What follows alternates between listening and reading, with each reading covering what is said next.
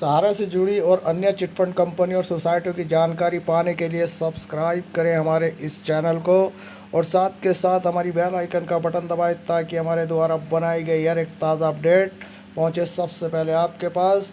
तो दोस्तों, आज जो हम आपके लिए बड़ी अपडेट लेकर आए वो सहारा इंडिया की है। सहारा इंडिया के खिलाफ किन्नरों का बवाल, ब्रांच मैनेजर हुआ पानी पानी। यहाँ दोस्तों, सहारा इंडिया के खिलाफ किन्नरों का बवाल, ब्रांच मैनेजर हुआ पानी पानी। बड़ी अपडेट दोस्तों 26 अगस्त 2022 की, यानी कि अभी अभी की ताज़ा अपडेट। तो चलिए दोस्तों, शुरू करते हैं ताज़ा अपडेट। देश में सहारा इंडिया परिवार को लेकर सुप्रीम कोर्ट से लेकर राज्य के हाई कोर्ट में मामला चल रहा है। बता दें कि सहारा इंडिया का पैसा धोखाधड़ी का मामला दर्ज हुआ है। ऐसे में मुजफ्फरपुर में सहारा इंडिया के खिलाफ किन्नरों ने ज़बरदस्त तरीके से बवाल काटा। बता दें कि इस दौरान सैकड़ों की संख्या में किन्नरों ने कार्यालय के बाहर जमकर प्रदर्शन किया। इतना ही नहीं, इस दौरान उन्होंने ब्रांच मैनेजर को बंधक बना दिया। बता दें कि पूरा मामला ब्रह्मपुरा थाना के जुर्रन छपरा मेन रोड का है, जहां पर किन्नरों ने सड़क को पहले ही पूरी तरीके से जाम कर दिया गया और उसके बाद सहारा के ऑफिस को भी बंद करवा दिया। इस दौरान ऑफिस से लेकर सड़क तक अफरा तफरी जैसा माहौल बना रहा।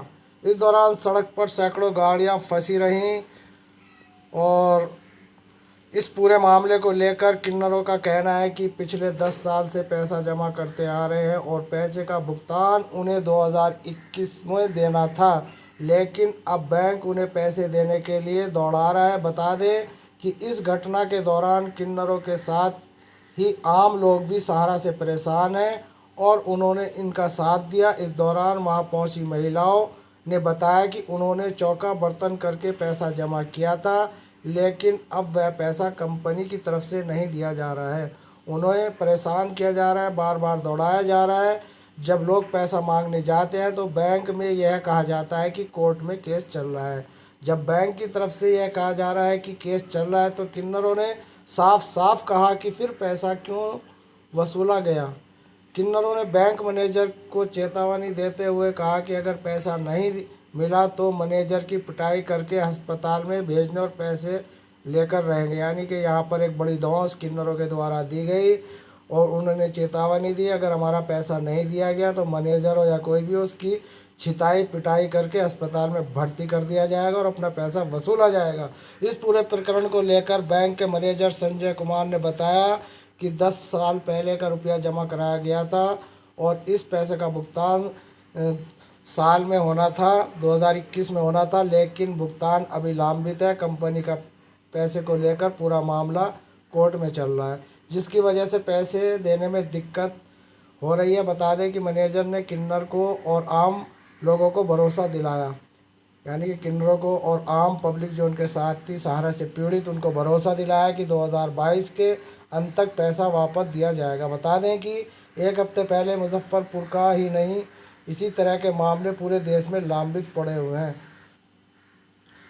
जिसमें लाखों रुपया लोगों का कंपनी में फंसा हुआ है। जब उपभोक्ता का पैसा निकालने का समय आता है तो कंपनी की तरफ से कहा जाता है कि इसी पैसे को इतने दिनों के लिए फिक्स कर दिया जाए, यानी कि उसको कन्वर्ट करते चले आ रहे हैं। निरंतर 10 साल से ये क्रम चल रहा है और लोगों का पैसा कंपनी में फंसा हुआ है।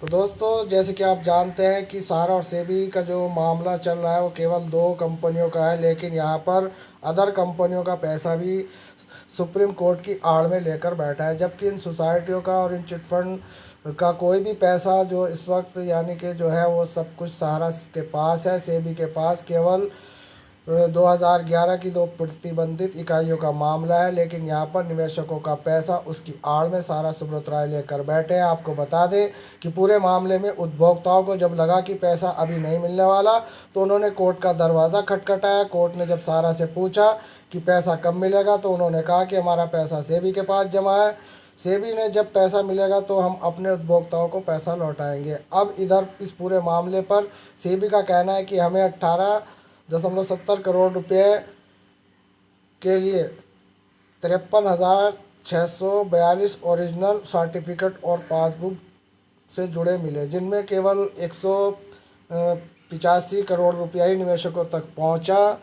तो दोस्तों मामला 25,000 करोड़ रुपए का है और यहाँ पर इतनी छोटी सी ऊंट के मुंह में जीरे के समान राशि ही निवेशकों तक गई। अब सेबी विभाग इस